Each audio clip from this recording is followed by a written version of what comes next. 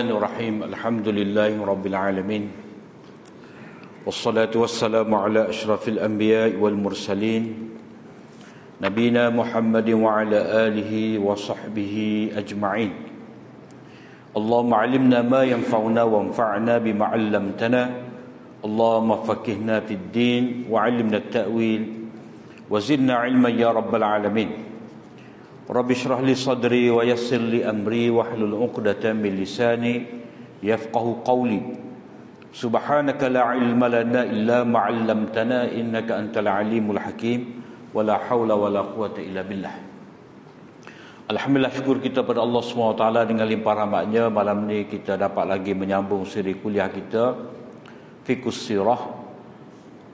InsyaAllah pada malam ni muka surat 110, bab yang kedua, iaitu sejarah perjalanan Nabi SAW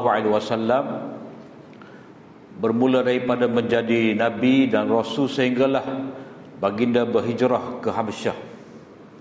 Jadi peringkat ini kira-kira Nabi SAW menjadi Rasul pilihan Allah SWT, iaitu turun kepada Nabi SAW ayat Iqra bismi rabbikal ladzi khalaq. Maka itu menandakan Nabi SAW menjadi Nabi. Sebelum daripada Nabi SAW menjadi Nabi ni ataupun dilantik menjadi Rasul dari pihak Allah SWT, ada beberapa keadaan yang disebutkan sebagai muqaddimah. Setengah tu menyebut sebagai irhasat, maknanya peristiwa-peristiwa yang luar biasa yang berlaku kepada Nabi SAW sebelum menjadi Nabi, dipanggil irhasat. Ini dikira sebagai muqaddimah lah, keadaan yang mana Allah SWT nak pilih Nabi SAW menjadi Nabi. Disebutkan dalam kitab kita ni, iaitu Nabi SAW sebelum menjadi Nabi ni timbul dalam hati Nabi SAW untuk bersendirian. Dia panggil khalwah, khalwah ataupun dipanggil ikhtilaf, maknanya menyendiri. Cuma kita ni khalwah tu jadi cerita lain pula. Khalwah tu dipanggil berdua-duaan, dengan niat yang tidak baik antara lelaki dan perempuan. Itu bahasa Melayu kita lah, dia panggil khalwah tu, khalwah orang tu, khalwah orang ni. Asal dalam kitab-kitab Arab ni khalwah ni ataupun ikhtilaf, seseorang tu menyendiri, berada di satu tempat dalam tempoh tertentu dengan tujuan untuk mencari ketenangan, untuk beribadat kepada Allah SWT. Itu asal makna ikhtilaf ataupun khalwah. Jadi duduk dalam bahasa Melayu ni dia mari istilah lain pula. Jadi salah guna istilah lah kita kata. Sepatutnya kena cari istilah yang lain. Tapi kuku mana orang Melayu kita ni, dia guna hak Arab tu jadi nampak nipis sikit lah, tidak kata kasar sangat. Macam kalimah khinzir dah. Selama ni sebut BI lah, sebut pada dia dah. Tukar banyak perkara lah, alat kemaluan ke apa semua dia pinjam orang Arab, jadi bunyi Arab ni nampak nipis sikit, tak sikit mana. Tapi hak ni dia jadi tak berapa tepat lah. Hak tu tak apa, sebab nak sebut alat-alat sulit ke apa semua ni kita rasa sikit, rasa malu. Jadi untuk hilangkan rasa tadi, kita gunalah bahasa Arab tu. Tapi kalau kata khalwah tu, asal maknanya bersendirian untuk beribadat, ditukar kepada maksudnya maksud berdua-dua antara lelaki dan perempuan, bersunyi-sunyi. Itu maknanya salah guna istilah. Maknanya kita ni kira-kira miskin istilah. Sepatutnya kena cari istilah yang sesuai dengan tidak merosakkan makna asal kalimah tu dalam bahasa asal dia. Jadi Nabi SAW suka bersendirian. Maknanya Nabi SAW berada di Gua Hira. Jadi sebelum kita baca bahagian kitab kita ni, ada beberapa perkara tentang kenabian Nabi SAW yang dipanggil sebagai mukaddimah ataupun irhasat itu. Yang pertama, cerita kita ni lah Nabi suka untuk bersendirian. Yang kedua, semasa Nabi SAW berada di Mekah, sebelum menjadi Nabi itu, berlaku benda-benda yang luar biasa, yang ajaib kepada Nabi SAW. Itu antaranya batu tu, batu yang memberi salam kepada Nabi SAW, menyapa Nabi. Disebutkan bahawa inni la'arifu hajaran bi Makkah kana yusallimu alayya qabla an ub'atha inni la'arifuhu al-ana. Dalam riwayat Muslim, Nabi sallallahu alaihi wasallam kata, aku cukup mengenali ada sebongkah batu di Mekah yang mana ia memberi salam kepada aku sebelum aku menjadi Nabi, dan aku sekarang ni aku kenal lagi batu tersebut. Itu benda yang luar biasa yang berlaku pada Nabi. Dan satu lagi, itu Nabi SAW mengalami mimpi-mimpi yang baik ataupun mimpi yang benar, ar-ru'ya shadiqah ataupun ar-ru'ya salihah. Sebelum menjadi Nabi ni, Nabi mendapat mimpi-mimpi yang membawa cahaya kepada Nabi seperti cahaya waktu subuh. Itu apa yang dialami oleh Nabi SAW sebelum menjadi Nabi. Jadi bila Nabi SAW menjadi Nabi ni, sebelum daripada Nabi SAW menjadi Nabi, satu perbahasan yang disebutkan oleh pengarang kita ni, orang-orang bukan orang-orang Arab dan bukan Arab, mereka meramalkan kedatangan seorang Nabi. Kalau mengikut dalam kitab sirah ni, kitab Ibnu Ishaq, dia ada menyebut bahawa pendeta Yahudi dan juga pendeta Nasrani, begitu juga tutur bomoh ataupun kuhan, tukar tenun, tukar tilik di kalangan Arab ni, dia telah membuat ramalan bahawa tidak lama lagi akan mari seorang Nabi. Cuma bezanya orang Yahudi dan orang-orang Nasrani ni, dia meramalkan kedatangan Nabi SAW berdasarkan pada kitab Taurat. Orang Kristian berdasarkan kepada kitab Injil. Ada tersebutlah, yajidunahu maktuban indahum fit Taurat wal Injil. Memang ada telah tertulis sifat-sifat Nabi SAW dalam Taurat dan Injil, seperti mana Allah Taala kata, alladzina atainahumul kitaba ya'rifunahu kama ya'rifuna abna'ahum. Orang-orang yang kami kurniakan kitab kepada mereka, yakni ahli kitab yang jujur amanah, mereka tu mengenali Nabi SAW berdasarkan kepada kitab mereka, seperti mana mereka kenali anak mereka. Maknanya mereka, orang Yahudi ni, disebutkan oleh ahli tafsir dan ahli sejarah bahawa orang Yahudi ni, dia bukan orang Madinah asal dia. Dia asal daripada tempat lain, tapi mereka menduduki Madinah. Ceritanya apa? Sebab mereka nak tunggu kedatangan Nabi yang terakhir. Bela-bela nego, bela-bela buat kerja dunia, menanai apa semua. Jadi mereka mari ke Madinah, duduk di Madinah, tunggu kedatangan Nabi SAW berdasarkan kepada kitab mereka. Kenapa? Kerana kitab mereka telah sebut tentang Nabi SAW. Cuma mereka ni, masalahnya mereka kitman.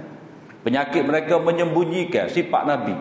Bila mana Nabi itu telah tiba di Madinah ataupun Nabi telah berdakwah di Mekah, bila pengikut-pengikut ahli kitab ni tanya kepada pendeta mereka yang tidak jujur, mereka kata tak ada lagi hak Muhammad Mekah tu tak serupa dalam kitab kita.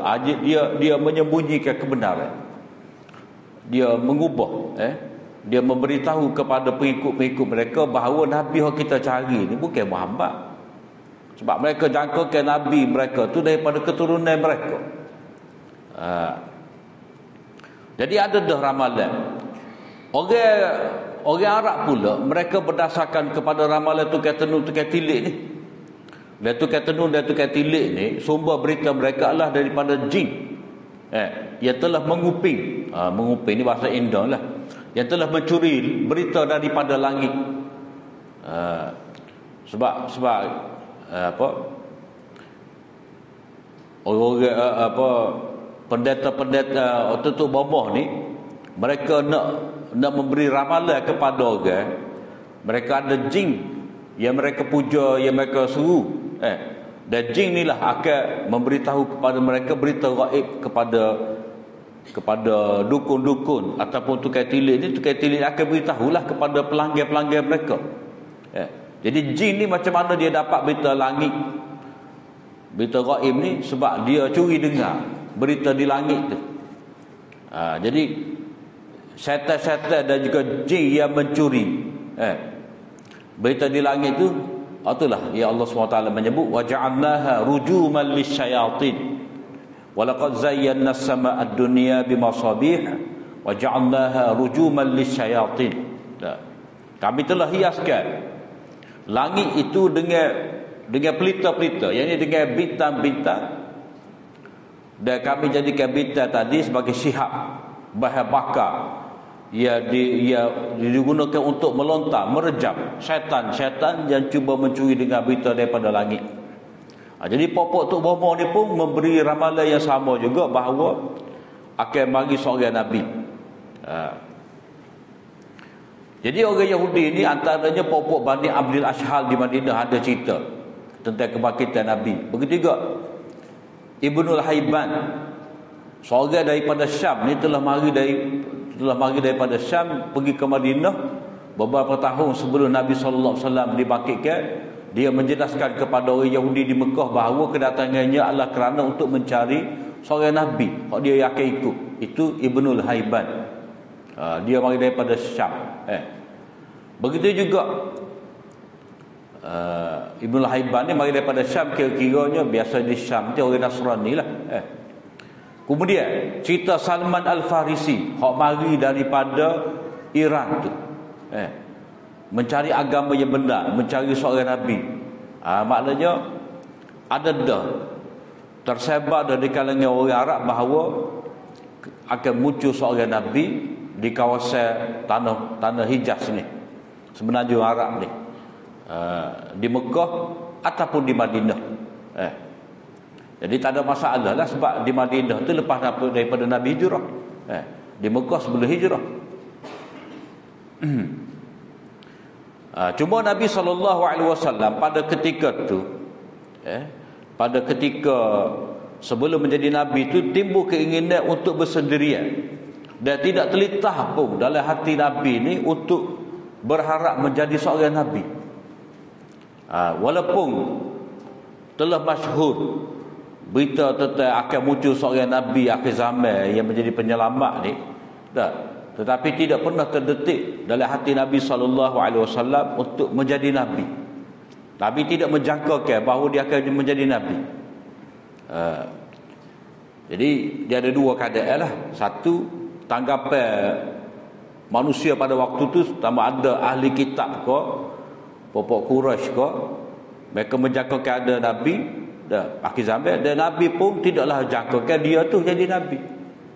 Cuma ada dalam hati Nabi keinginan untuk membersihkan jiwa dia, tidak mahu terlibat dengan perbuatan syirik, penyembahan berhala yang berlaku di Kaabah. Maka sebab itulah Nabi SAW jalan 3 batu jauhnya daripada Mekah tu, pergi ke Gua Hira, bersuluk di situ, bersendirian di situ. Hanya itu sahaja disebutkan oleh Nabi SAW bahawa timbul keinginan dalam hati Nabi untuk menyendiri di Baitullah, di Gua Hira. Tak ada sebut pun dia telitah, dia menjangkakan menjadi Nabi. Sebab Allah Ta'ala menyebut dalam surah Qasas ayat 86, wa ma kunta tarju an yulqa ilaikal kitabu illa rahmatan min rabbik. Dan tidaklah pernah engkau berharap untuk diberikan kitab kepada engkau, melainkan itu adalah semata-mata rahmat daripada Tuhan engkau. Maknanya Allah Ta'ala sendiri kata bahawa Nabi ni tidak pernah berharap untuk menjadi nabi, untuk mendapat kitab. Tak pernah. Itu dalam surah Qasas ayat 86. Mana Nabi tidak menjangkakan. Kata Ibnu Katsir, engkau tidak menyangka sebelum diturunkan wahyu kepada engkau ni, wahyu tu akan turun. Tak suka pun. Sebab itulah keadaan ketika Nabi SAW berada di Gua Hira, mula-mula tiba wahyu tu, dia peluk 3 kali oleh Jibril. Kemudian Nabi balik tu dalam keadaan ketakutan, berselimut. Maknanya kalau kata Nabi tu memang nak menjadi rasul, menjadi Nabi, jadi Nabi tu ready dah lah dengan keadaan tadi. Macam kita kata, kita menduga dah untuk dapat satu jawatan, memang kita bersedia dengan jawapan-jawapan kita dah. Bila dapat kerja tu tak kejut manalah. Sebab hal tu yang ditunggu-tunggu. Hak ni dibalik dalam keadaan ketakutan, cemas ni. Zammiluni kata Nabi kepada Khadijah. Nabi dalam keadaan ketakutan, kesejukan.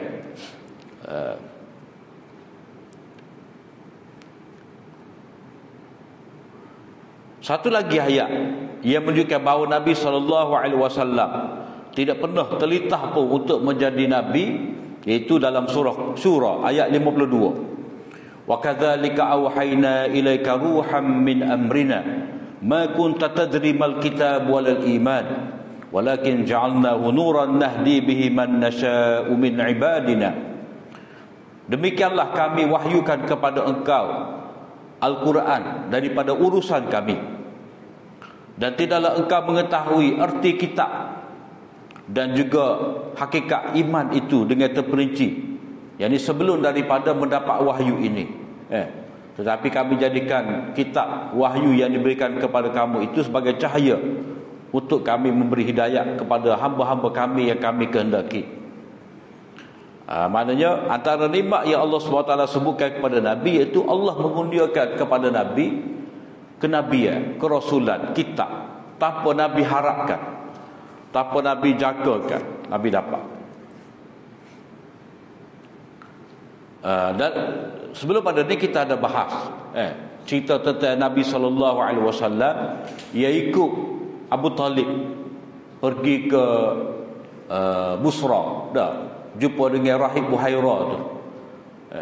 Cerita tu seperti yang kita bahas baru ni tidak sahih lah. Tak sahih. Sebab apa? Sebab ada cerita tu pelik sikit. Kenapa? Kerana ada terlibat bersama dengan Nabi pada ketika tu ada Bilal dan ada Abu Bakar Siddiq. Sedangkan pada waktu tu Bilal tak ada lagi, Abu Bakar kecil lagi kalau ada pun. Dan Abu Talib ni dia bukan seorang pedagang ya mengembara bawa dagangan, kerana dia seorang yang tempat kalau mengikut Ibnu Qutaibah dalam kitab Ma'arif dia.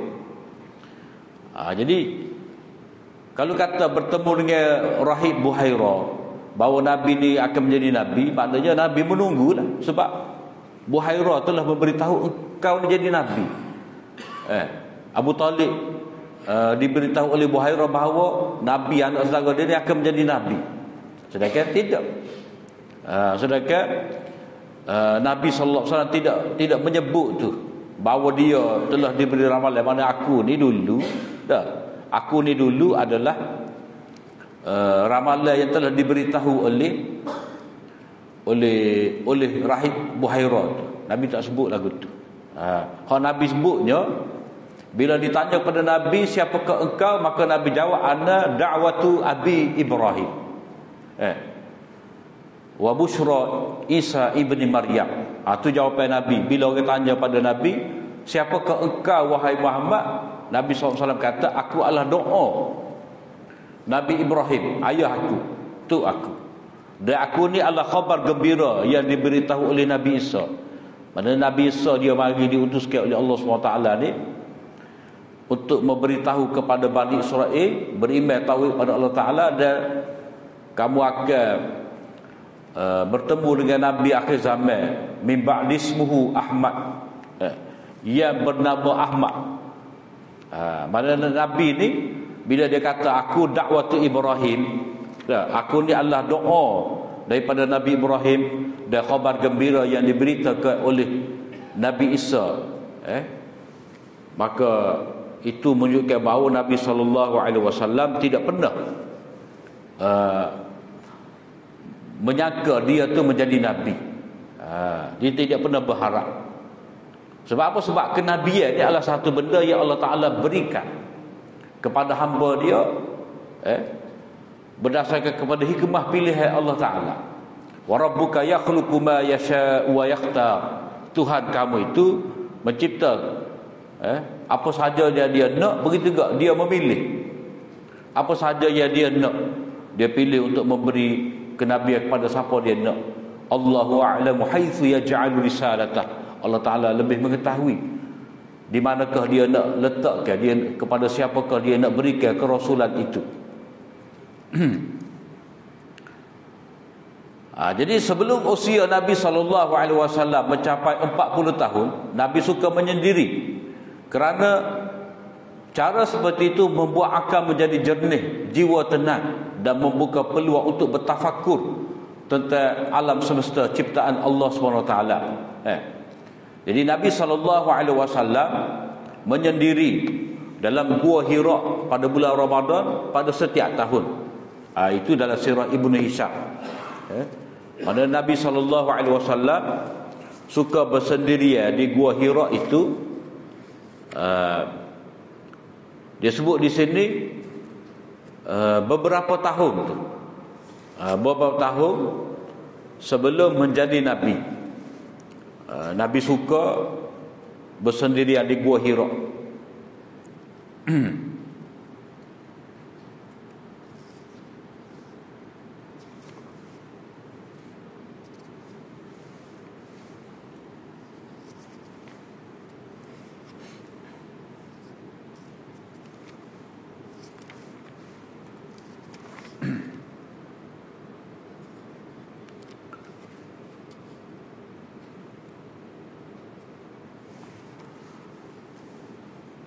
Nabi SAW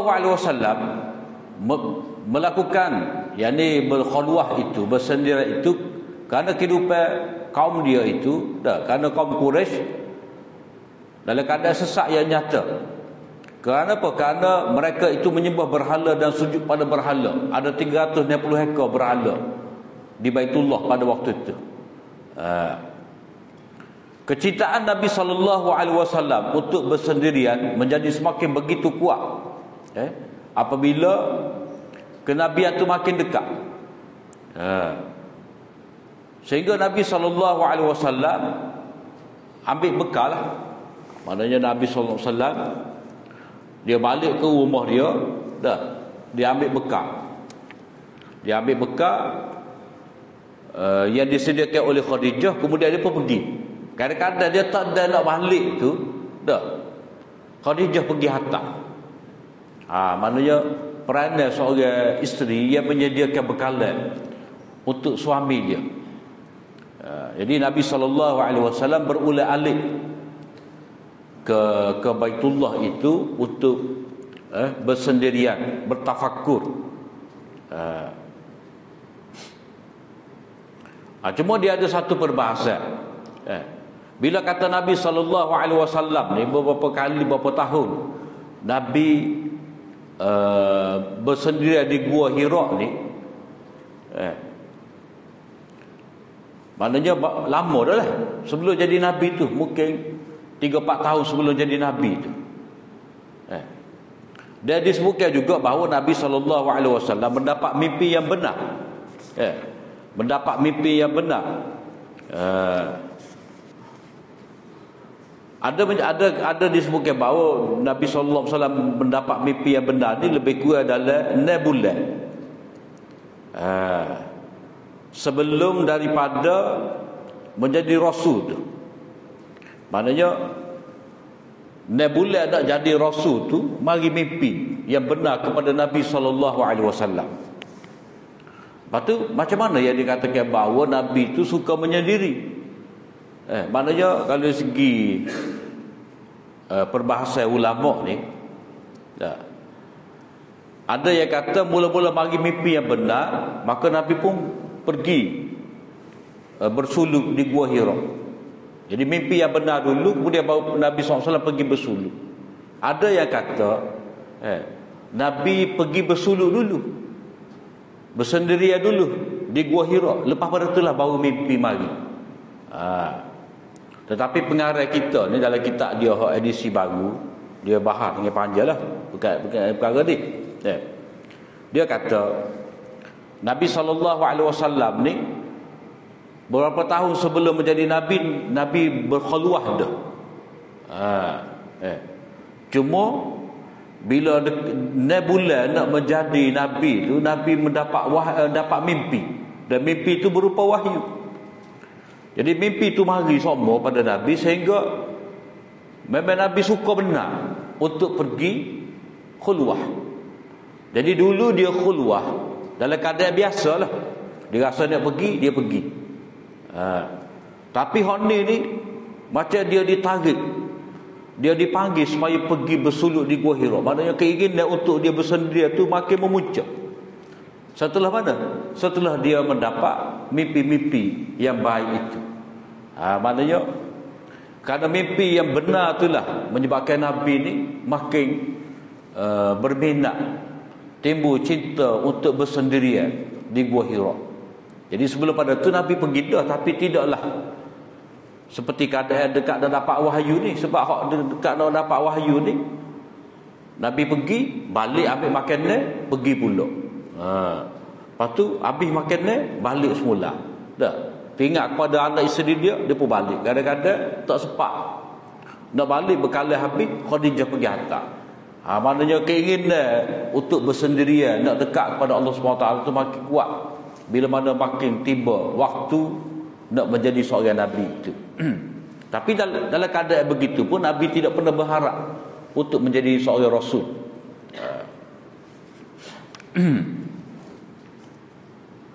Satu lagi perbahasan berkenaan dengan Nabi SAW pergi ke Gua Hira tu agak apa? Jadi Nabi pergi ke Gua Hira ni seperti mana kata Az-Zarqani, dan dalam riwayat-riwayat hadis menyebut Nabi pergi tahannus. Tahannus ni dia ada dua makna. Satu, beribadat kepada Allah SWT. Yang kedua, tahannus tu dengan maksud mengelak diri daripada dosa, tidak mahu terlibat dengan dosa. Itu makna tahannus. Pergi beribadat satu, makna yang kedua, mengelakkan diri daripada dosa.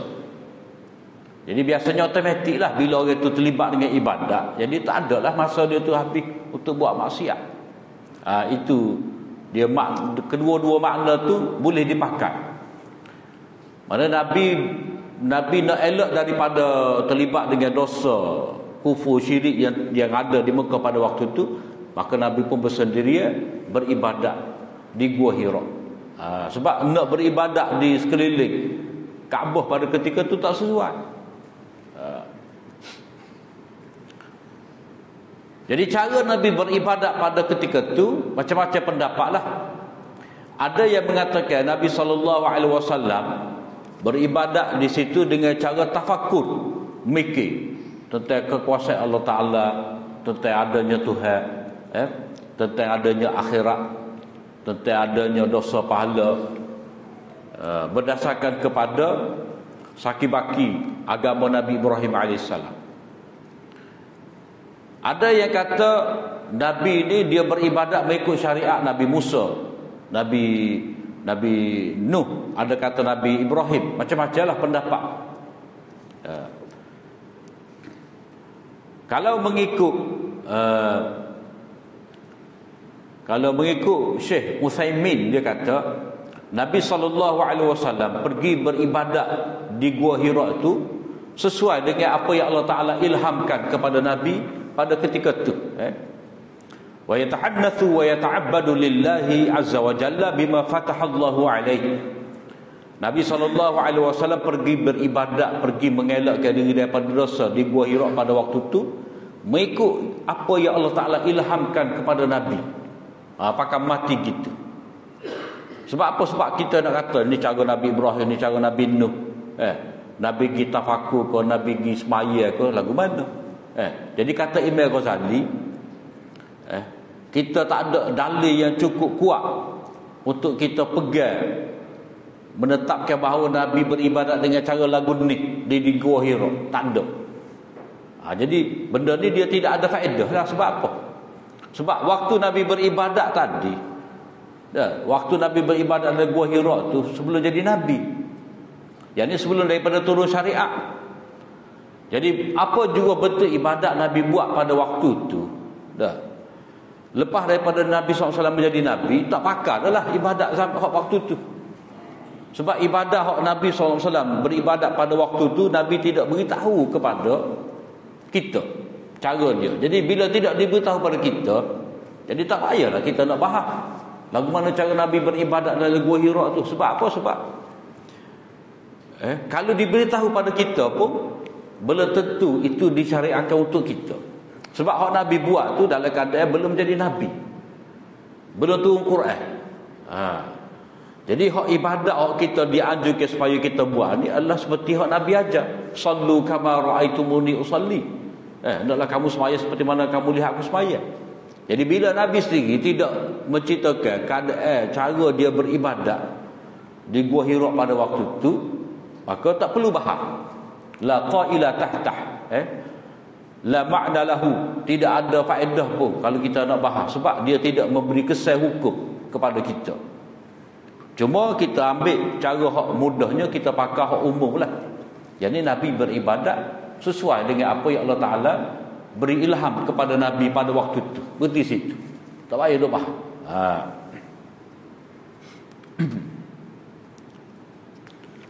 Tapi kalau dia mau nak teruk, dia teruk lagi. Dia kata Nabi ni dia macam ayah dia lah, Ibrahim. Waktu tu dia tafakur. Ulama kata Nabi bertafakur pada waktu tu dia berdasar kepada ayat-ayat dalam surah Al-An'am tu.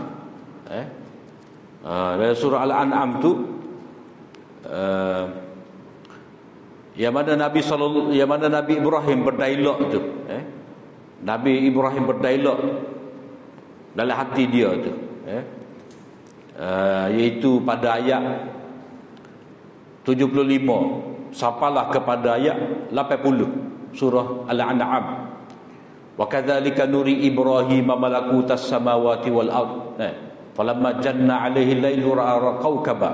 Cerita Nabi Ibrahim, dia berfikir. Dia berfikir.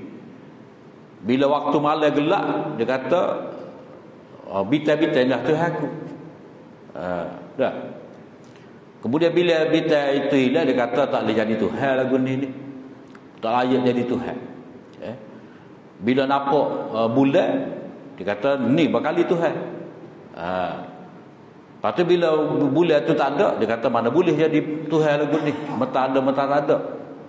Bila tengok matahari, kata matahari ni pula sebagai Tuhan.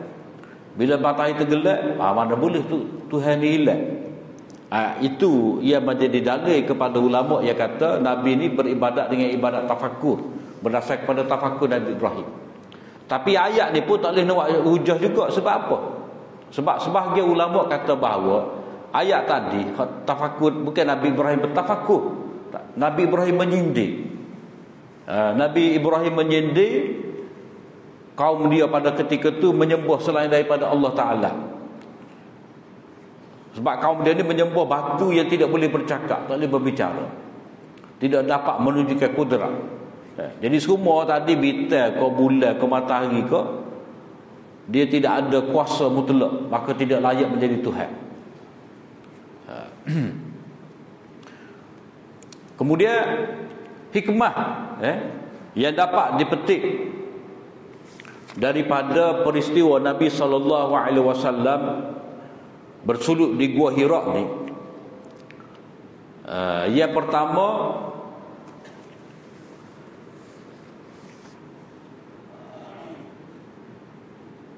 kedatangan Nabi SAW ni adalah kedatangan yang ditunggu-tunggu. Itu berdasarkan kepada turunnya kitab kepada Nabi, turunnya Al-Quran. Kalau kata Nabi Musa jadi Nabi, itu kerana Nabi Musa berbicara dengan Allah Ta'ala di Tur Sina. Dan orang yang menunggu kedatangan Nabi ni biasanya dia suka tengok benda-benda yang luar biasa. Paranormal kata dia. Jadi ada benda-benda yang luar biasa ni, jadi dia anggap orang ni jadi Nabi. Jadi perkara yang luar biasa ada juga berlaku pada Nabi, tapi Nabi SAW tidak menjadikan benda tu sebagai hujah bila dia nak berdakwah kepada orang Mekah. Macam contoh seperti yang kita sebut tadi, Nabi SAW kata, aku tahu di Mekah ni ada batu yang memberi salam kepada aku. Aku tengok aku paling kiri kanan tak ada siapa, tapi dengar bunyi suara salam. Jadi itu benda luar biasa yang berlaku pada Nabi. Tapi tak apalah waktu tu. Yang kedua,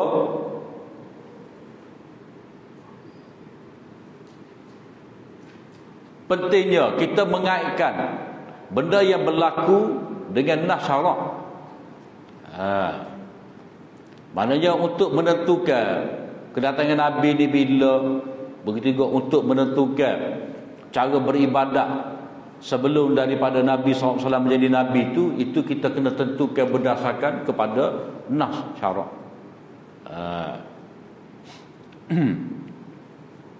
Kemudian poin yang ketiga tu kita rasa tak perlu tu. Tak perlu gapo tahu dia nak cerita di sini. Poin yang keempat berkenaan dengan khulwah Nabi ni, pengajaran daripada khulwah Nabi. Sebelum kita baca poin nombor 4 ni, pertama sekali tentang khulwah Nabi ni. Itu Nabi berkhulwah sebenarnya sebelum daripada menjadi Nabi, sebelum diangkat menjadi Rasul. Itu waktu Nabi berkhulwah. Lepas daripada Nabi SAW menjadi Nabi ni, tidak pernah diberitahu bahawa Nabi pergi ke Gua Hira tu pula. Tak ada riwayat yang menyebut Nabi ni lepas daripada boleh Iqra tu, Nabi pergi naik semula di Gua Hira untuk bersuluk. Tak ada. Jadi apakah tidak ada lagi ibadat secara bersendirian ni? Bila mana terima Al-Quran, maka ulama mengatakan bahawa pengarang kita kata di sini, khulwah Nabi lepas daripada terima wahyu ni telah berubah cara dia, iaitu dengan dua cara. Cara yang pertama, khulwah tu dengan arti bangun di akhir malam. Ya ayyuhal muzammil qumil laila illa qalila nisfahu aw inqus minhu qalila aw zid alaihi warattilil qur'ana tartila. Wahai orang-orang yang berselimut, bangunlah pada waktu malam kecuali sedikit saja. Qumil laila illa qalila. Jadi khulwah Nabi lepas daripada terima wahyu tu, iaitu Nabi bangun tahmaya tahajud. Sebab apa? Sebab dalam keadaan orang yang tidur. Orang yang tidur belaka, Nabi bangun semaya tahajud, baca Quran dengan tartil. Itu sudah wujud dah makna khulwah. Tak ada siapa tengok, tak ada siapa lihat. Itu perubahan. Maknanya Nabi tidak lagi naik ke Gua Hira, tetapi Allah Ta'ala telah fardukan untuk Nabi qiyamul lail, tiap-tiap malam baca Quran dengan tartil. Yang kedua, Allah SWT telah syariatkan kepada Nabi SAW khulwah ni dengan cara i'tikaf. I'tikaf tu 10 hari terakhir pada bulan puasa. Itu khulwahnya. Maknanya kalau orang tu tidak, dia nak khulwah, dia cari gua ataupun buat lubang, dia tapo dalam lubang apa semua, duduk cari pokok besar, duduk bawah pokok beribadat situ, tak jumpa orang, berbulan-bulan, berminggu-minggu, bertahun-tahun, itu menyalahi syariat. Bukan cara lagu tu. Sebab kehidupan panggil uzlah ni, bersendirian ni, dia wujud dalam kehidupan kita seharian. Yang ni dalam keadaan orang lain tidur, kita bangun tahajud, uzlah dia lah. Tak perlu pergi bertapa, bersuluk di tempat-tempat yang jauh, berpisah dengan orang, tidak. Jadi Nabi tunjuk pada kita, lepas daripada terima wahyu ni, Nabi beruzlah dengan cara qiyamul lail. Tiap-tiap malam dan setahun sekali Nabi semasa berada di Madinah, Nabi beriktikaf 10 malam yang terakhir untuk mencari Lailatul Qadar. Hak tu khulwah yang wujud. Kalau kita nak pada khulwah, sebab hidup bersendirian lagu tu menyalahi syariat. Seperti mana kalau orang tu dia tak usah bining, tak usah pakai ya jangok-jangok apa semua. Dah. Tu tak boleh tu. Sebab benda tu benda thayyibah yang Allah Taala telah syariatkan untuk kita. Tapi kalau kita nak juga ada, itu kita pergi buat umrah lah. Bila kita pergi buat umrah, pakai ihram, dah. Kita daripada tempat dia, miqat dia tu, kalau Madinah kan, daripada Zulhulaifah, dah. Kita pakai pakaian yang tidak berjahit, tak pakai minyak wangi, tak sikat rambut, tak gapo, tak cakap kepada kemewahan dunia, hanya nak buat ibadat pada Allah Taala. Jadi nak tolak dunia pada ketika itu, bukan sepanjang hayat kita, tidak. Itu menyalahi syariat. Itu pun patah larang ketika ihram tu, patah larang dari segi pakaian je, minyak wangi je, hubungan dengan suami isteri je, tak boleh je. Dari segi kita nak pakai sedap-sedap, tak ada halangan. Dia tak ada. Kita tengah ihram ni tak boleh nak pakai kambing, tak boleh nak makan uta, tak boleh makan sedap-sedap, tak ada. Boleh makan betul ya, cuma hak pakaian tak boleh. Maknanya nak mendekatkan diri kepada Allah SWT ni ada ditunjukkan oleh Nabi dengan sempurna. Tak perlu kita fikir dengan cara kita, tolak dunia secara total, hidup berasingnya, tidak. Jadi ada etikaf. Kemudian etikaf ni dah iso dah. Kalau kira kelebihan etikaf ni banyak, ataupun khulwah tu perlu. Sebab apa Nabi berkhulwah tu? Cuma kita nak setu sikit berkenaan dengan Gua Hira ni, tempat Nabi khulwah ni. Dah. Kita sebut dah tadi, Nabi pergi ke Gua Hira untuk khulwah, maknanya untuk bersendirian, ingat pada Allah Taala, elak daripada dosa, untuk dapat kekuatan rohani. Dah. Jadi benda tu boleh sudah kita dapat capai sekarang ni, kerana Nabi telah ubah konsep cara khulwah tu dengan cara qiyamul lail tiap-tiap malam, dan setahun sekali kita iktikaf pada bulan Ramadan di masjid. Apa perkara kita nak bincang di sini berkenaan dengan kita ni bersusah payah naik Gua Hira ni. Bersusah payah naik ke Gua Hira tu, kita pergi umrah, kita pergi buat haji, kita pergi ukah Gua Hira tu. Pergi. Dah. Jadi kita pergi terkal, beratur tu, berjam-jam nak semaya dalam gua yang sempit. Itu sebenarnya tidak mempunyai faedah yang besar kepada kita. Kalau kita nak pahala, nak kepada keberkatan, nak pahala yang besar, padahal kita semaya di Masjidil Haram tu lah, tawaf di situ. Jadi kita tinggal beribadat semaya sunat, tawaf di Baitillah, kita pergi naik ke Gua Hira. Kononnya ni tempat Nabi terima wahyu, kita pun nak semaya di situ juga. Itu benda yang tidak perlu, terutamanya kepada kita ni dari segi aulawiyah, keutamaan.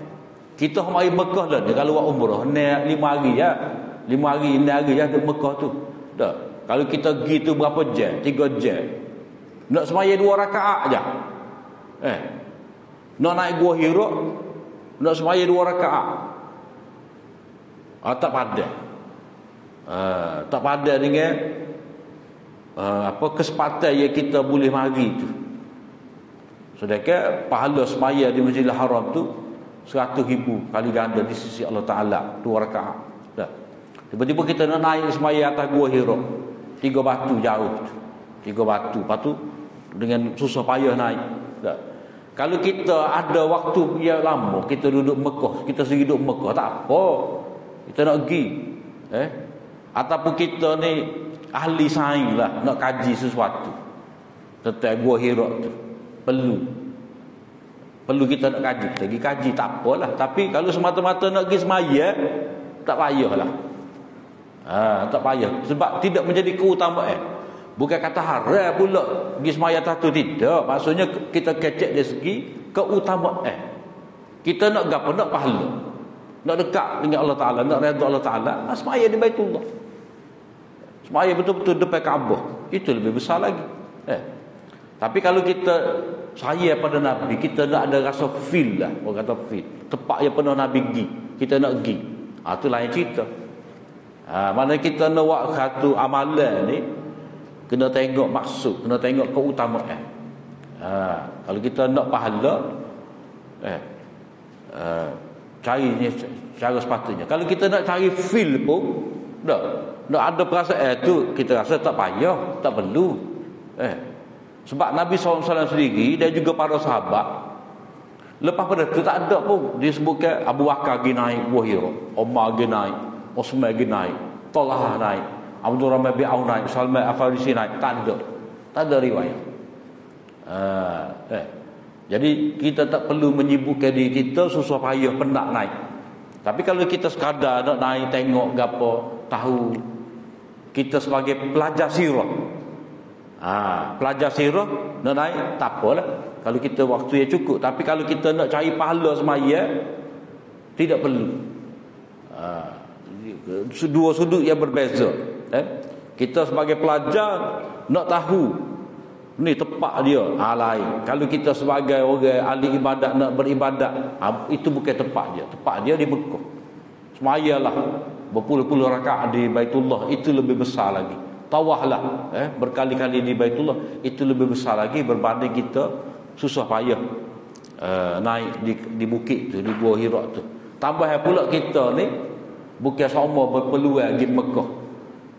Kita pergi dengan waktu yang singkat. Jadi kita kena tahu keutamaan. Jadi tidak afdal pun semaya di situ sebab dia bukan masjid. Cuma tempat tu adalah dari segi nilai sejarah. Jadi kalau kita kecek nilai sejarah, itu sudut lain. Kita kecek nilai ibadat, jadi kena balik pada hak asal lah. Sebab Nabi beritahu ibadat di Baitullah tu lebih besar lagi. Kemudian nota poin nombor 4 ni dia ada beberapa perkara perlu kita tengok tu, insya-Allah kita akan sambung pada minggu akan datang lah. Setakat itu saja apa yang baik dari Allah SWT. Salam dan silap daripada kelemahan hamba. Aku li qauli hadza wa astaghfirullah li wa lakum. Assalamualaikum warahmatullahi wabarakatuh.